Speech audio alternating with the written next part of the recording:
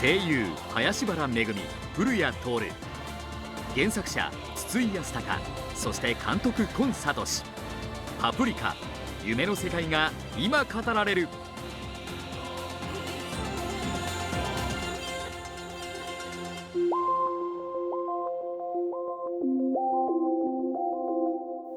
映画を見て印象に残ることと作っていて印象に残ること双方があるので、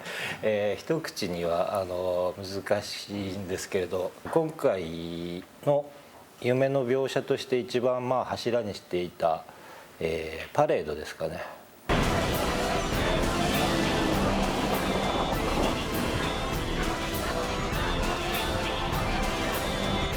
現場では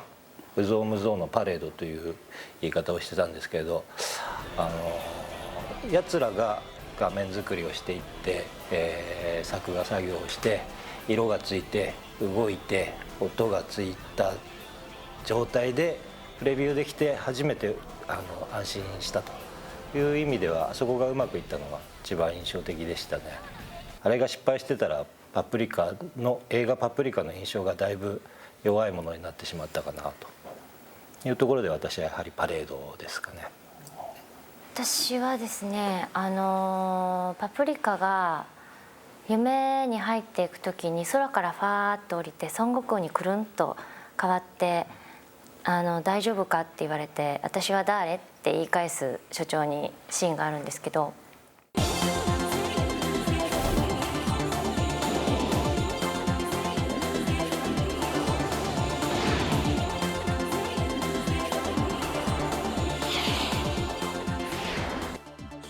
大丈夫かね。氷室君に接触したために時田君は。私は誰？あれとほぼ同じような体験を夢の中でしたことがあって、私は孫悟空にはならなかったんですが、大の字にわーって降りてきて、そのままくるっとひっくり返って飛ぶっていうその感覚が、なんか自分が体験したことが絵になっててすごいなんか、他にもいっぱいあるけど、そこが私この子に呼ばれたんだなっていうのをすごい実感したシーンですね。エレベーターの前で座り込んでしまって敦子に怒られてごめんって謝って僕は何でも飲み込んじゃうんだっていうシーン。そうすると敦子が後ろから抱きしめてくれる。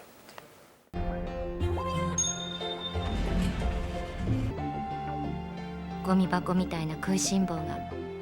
世紀の天才だなって。何でも飲み込んじゃうんだ。ほんとあなたってどうしようもなく面白い。一番幸せでしたはい、あれはもうラブシーンだなと思ったんで、そのつもりでやったので、すごく印象に残ってます。心に残るシ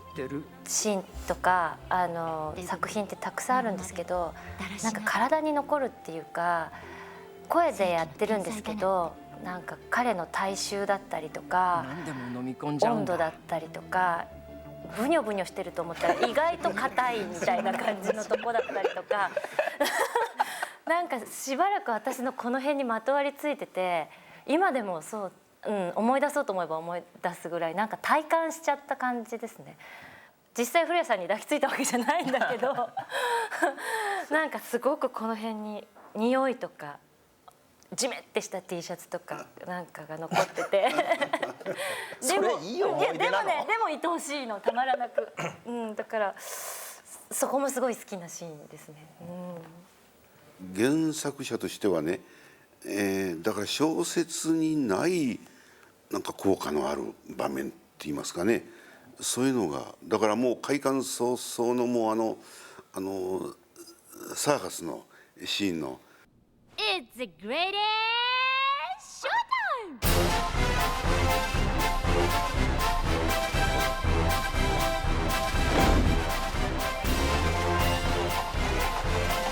で僕は音楽に弱いんで、あの時の音楽でもう行かれちゃうんですよね。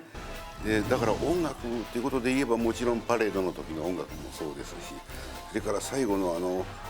エンディングのタイトルロールのバックの音楽ね、あれも素晴らしいしね。その他のシーンで言うならばやっぱり小説にない千葉敦子とパプリカがドッペルゲンガーみたいにして2人別れて話するでしょ。ほっときなさい、あんな暇の無責任。どうして私の言うことが聞けないの？パプリカは私の分身でしょ。敦子が私の分身だって発想はないわけ？あれは小説にはないんですよね。で、この手があったなと。小説でもこれできたんじゃないかと思うんだけども、小説の場合はちょっと読者がもういい加減混乱してるところにあれやるとなおさら混乱しちゃうんじゃないか。あれも結局映画だからできるんですよね。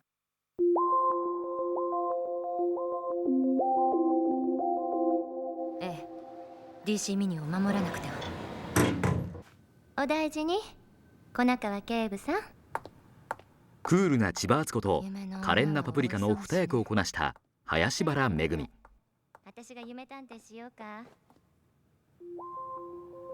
役作りをする上で苦労した部分はなかったのだろうか。楽しかったというのが本音で、あんまり使い分けるっていう意識はなくて、やはりそこは絵に助けられるというか、敦子の顔であれば敦子になっていくし、パプリカの顔であればパプリカになっていくしっていう感じで、いきなり真っ白なところからさあパプリカって言われるわけでもないので、やはりそれは動く絵に引っ張られ助けられっていう感じなので、こうしようああしようっていうノープランでやったわけではないんですがなんかこうそういうなんだろうな、それが一番技術的自然なことですよねが、ない感じでしたね。それってなんだかミステリー？一方、体重100キロを超える巨漢天才科学者時田耕作の声を見事に演じた古谷徹。しかし時田誕生には意外な秘密が隠されていた。僕は原作まず買ったんですね。でそれで読み始めたら、あれ巨漢かもしれないぞって思い始めて、でやっぱりキャラ設定表見たら自分がやったこともない巨漢じゃないですか。と思って、自分がそのキャラクターに感情移入できるかどうかっていうよりも、まずそのルックスと僕自身の声質とで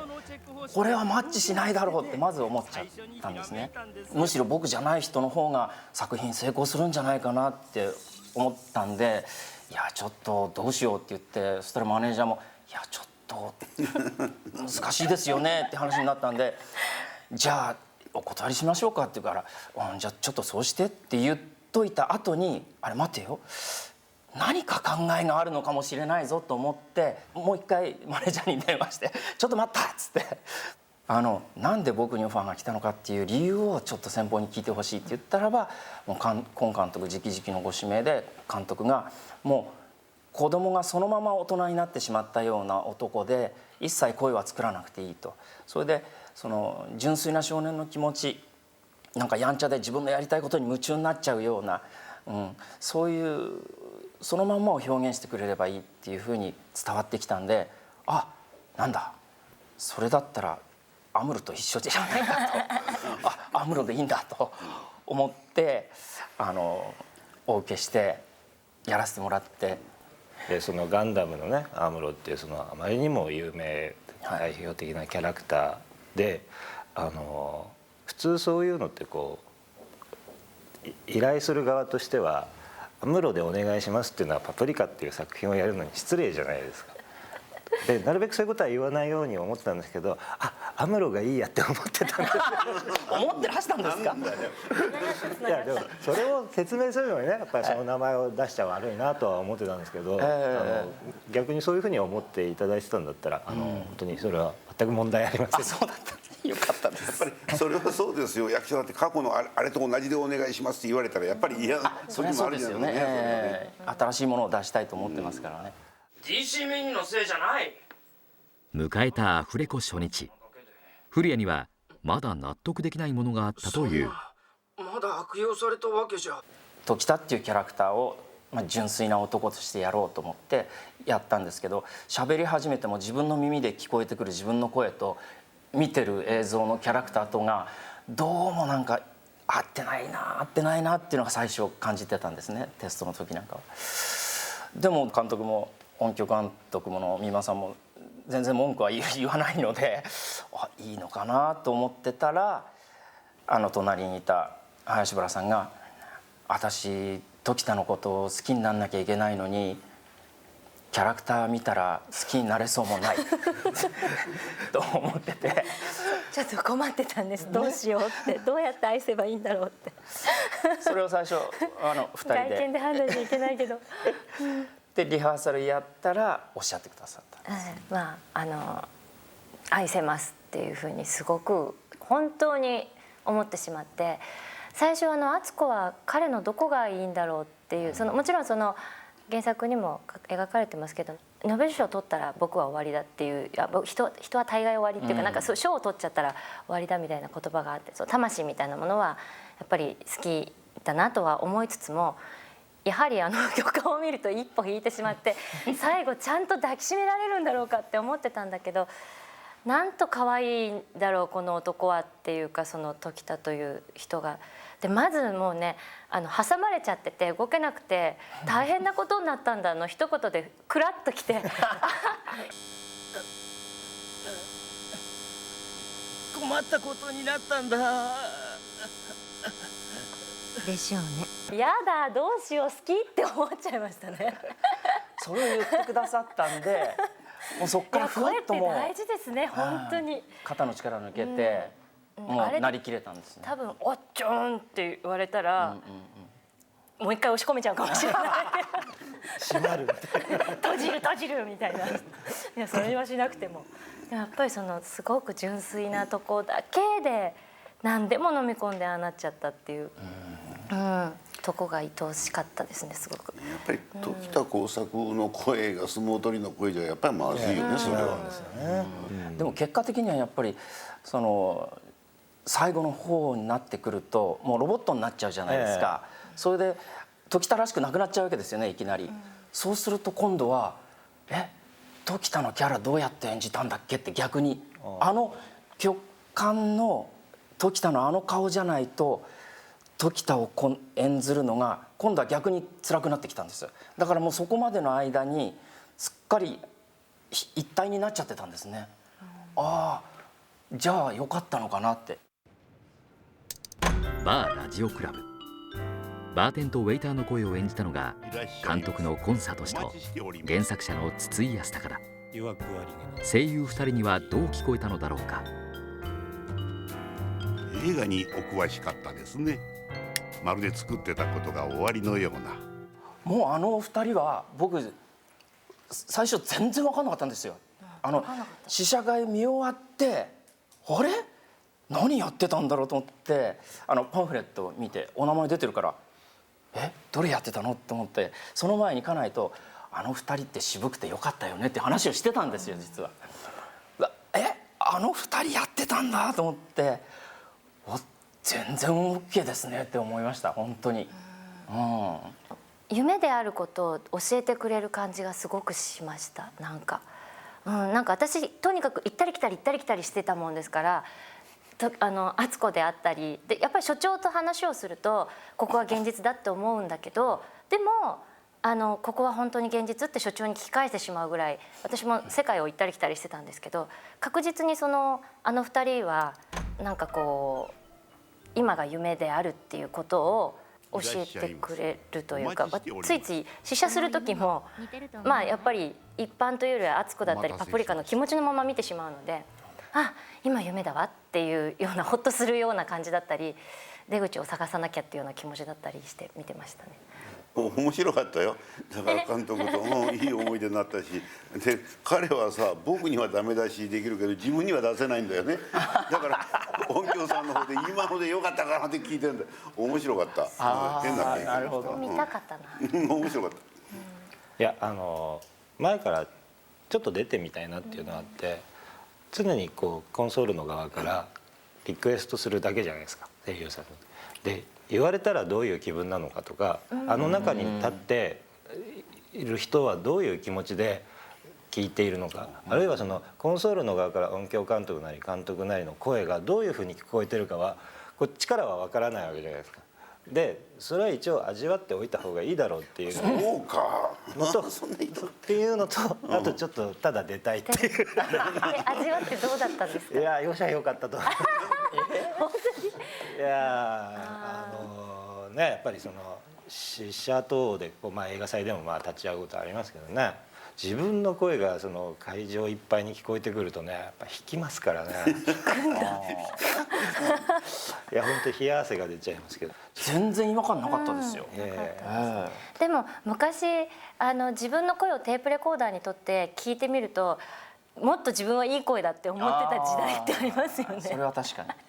こんな声なのって思うけどね。なんか慣れちゃったけど。先生はもともと俳優やってらっしゃいますよね。だけど声優は初めてです。あ、そうなんですか。ナレーションとかそういうのはあるの。ただ声優っていうのは初めてで、アテレコとかね、そういうのはあるんですけどね。でもいい経験でした。私は隣に筒井先生がいるっていうのが一番緊張する原因でし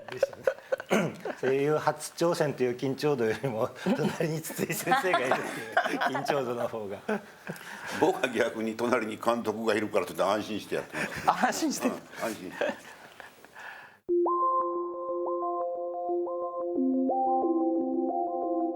私は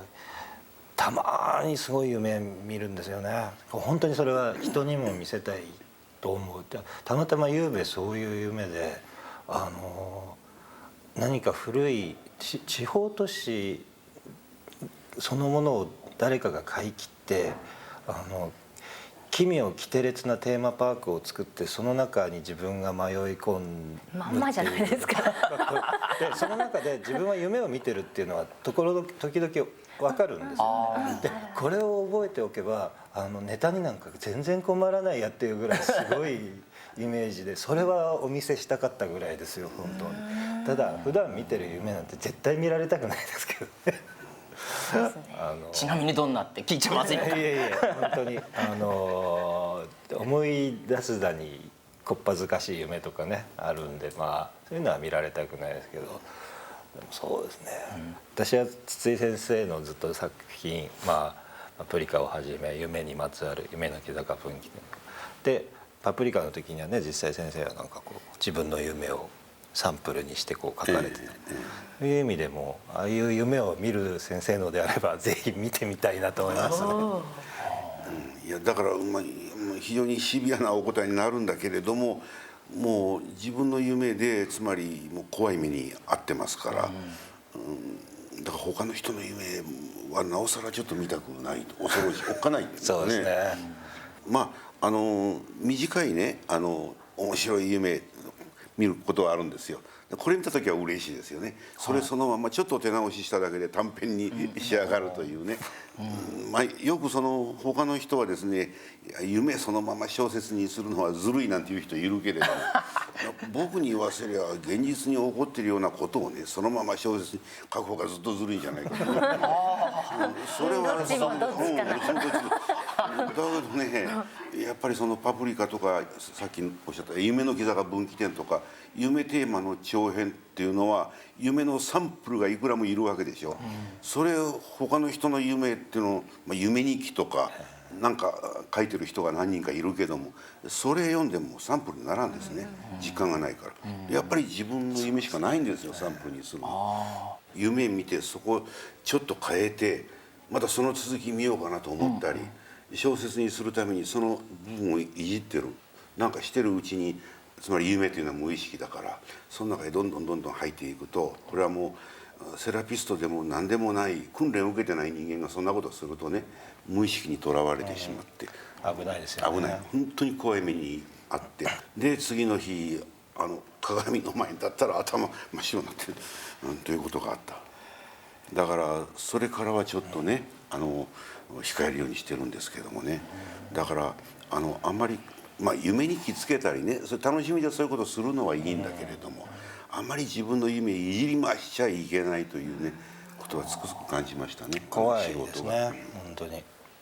一時期そういう夢日記みたいなのつけてたことはあるんだけど、つけ出すと結構覚えてられるんですよねあれ。習慣になると意識してればね。でそういう精神的に健康的な状態だとそんなに不安はないんだけど、やっぱりこう若干ネガティブな時期にそういう記録をしだすとやっぱ深みにはまっていくのが分かるんですよね。だからどんどんその連鎖的に変な夢に入っていってしまうんで、ちょっとそういうことはもうしなくなりましたけどね。そして4人の夢談義はさらに奥深く進んでいく。夢そのものを見てね、なんか夢は楽しいでしょ、楽しまれてるでしょ。楽しいですね、私は。それはいいんですよ。楽しめならいくら夢は見れば見るほど頭良くなるっていう。それは確かみたいです。それは確かみたい。やった。そういうふうな楽しみ方ならいいんですよね。あなたなんかよく見るんでしょ。私は割とこう楽しい方向に見るというか、今夢の中で夢だって分かる瞬間があると、よし夢だから飛べるって思って、さっきのパプリカじゃないですけど、夢だからか。そう夢だから何でも好きなことができるって思って、で気が付いたのが、自分の家のお風呂に入ってるんですけど、お風呂が排水口が逆だったんですね。本当だったらこっち側にあるはずなのに、なんでこっちにあるんだろう、あこれ夢だって思って位置が違うっていうことで、よしさあ飛ぼうと思ったら裸で飛べないみたいな、そんなどうしようみたいな、そんなことでもなんとかバスタオルを探して飛ぼうって思うぐらいの時に目が覚めちゃったりとか、あとは結構なんかすごいメッセージ性の強い夢を見たりとか、この星は2つで1つだとか、そんなよく地球の上までガーッ連れてかれて、地球バー見せられて、なんかすごいメッセージ言われて、宇宙に行っちゃった夢。でなんか本当に青いや本当に丸いやなんて思ったりとかしながら、またゴンって帰ってきたりとか。夢の中でこれは夢だと分かってるやつね、あれ明晰夢って言うんだけども、あれはよく見ますよ。ただ明晰夢の場合も彼女みたいに空飛んでやろうとは思わないで、僕はやっぱり悪いことしてやろうと。それはそっちに行きますね。行っちゃうんだよね、男性は。そうか、男性はなのか。夢だというのが分からないことが僕はほとんどで、やっぱり飛んじゃうことあるんですよ。飛べたと思って、で目覚めても飛べるぞって思ってるんですよ。そうだ飛べたんだから飛べるぞって思って、それこそ2階から飛び降りたくなっちゃうの、逆に。ギリギリ感ですね、それ。でも待ってあれは夢だったんだから現実じゃないんだから飛べない、絶対飛べないだろう。でもどっかでちょっと助走したら飛べるかなとかね、思っちゃうんですよ。そのタイプの人と両極端なのかもしれんですよね。よく起きるなり血相変えてなんか小説にあったね、今拾ったダイヤモンドどうしたなんて言ってそうそのタイプの人も経験しちゃってんですよね。僕はなんかそっちですね。僕はだから明晰夢見てて、これ明晰夢見てるんだと、変なこと考えたな。明晰夢というのがあるんだから、夢を見ててこれは夢だと分かってる夢があるんだったら、明晰現実というのもあるんじゃないかと。つまりその現実に生きていながら、これは現実だと認識している現実、今がそうだよね。そういうのもあるんじゃないかと。でもそれ今見てるの夢だから、それ全体が夢だとしたらもう頭の中ごちゃごちゃ。難しい。考えたことある。気が狂っちゃう。昔見た夢でね、パプリカの本編でも応用して使ってたんですけど、国立駅の駅前に噴水があるんですね。実際はないんですけど、でその駅前まで来て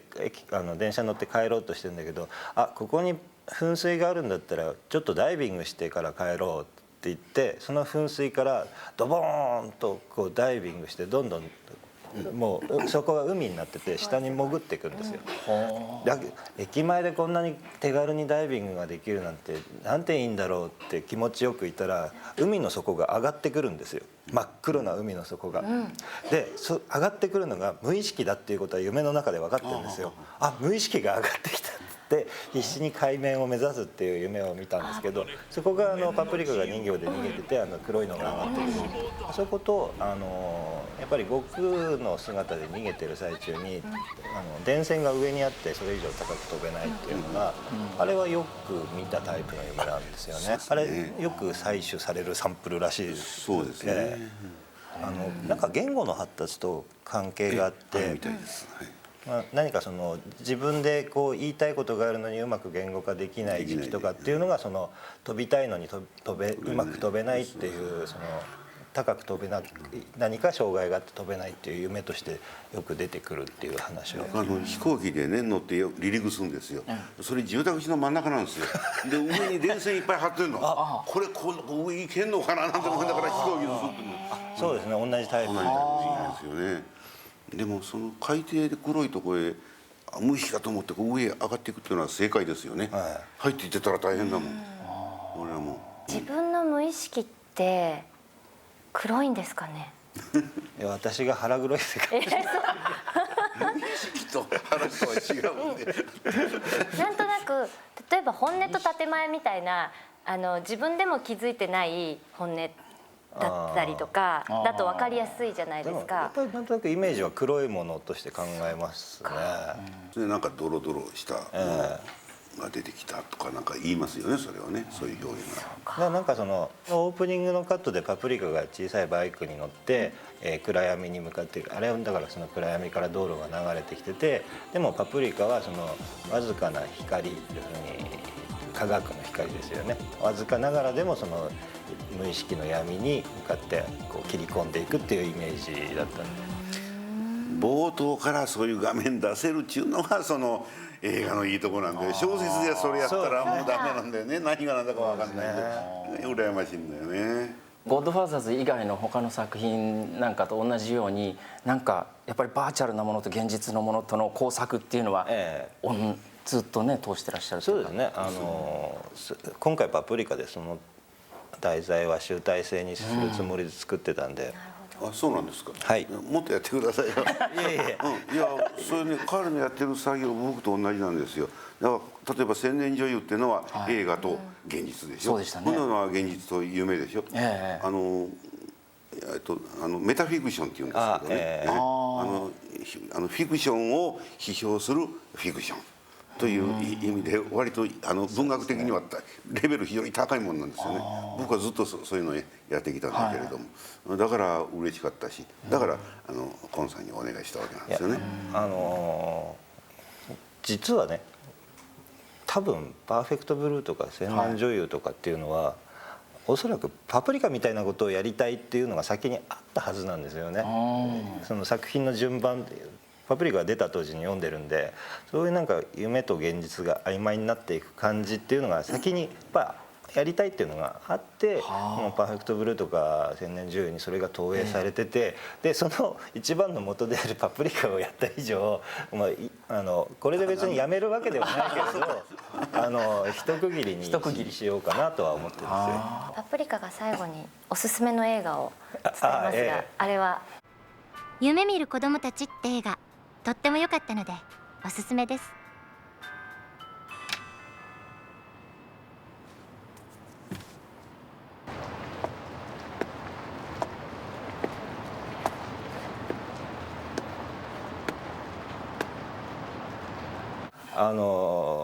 もしかするとやや関係があるかもしれない。謎だな。いや本当はそこまで綺麗にねつながったらいいんですけど、その通りにはなかなか。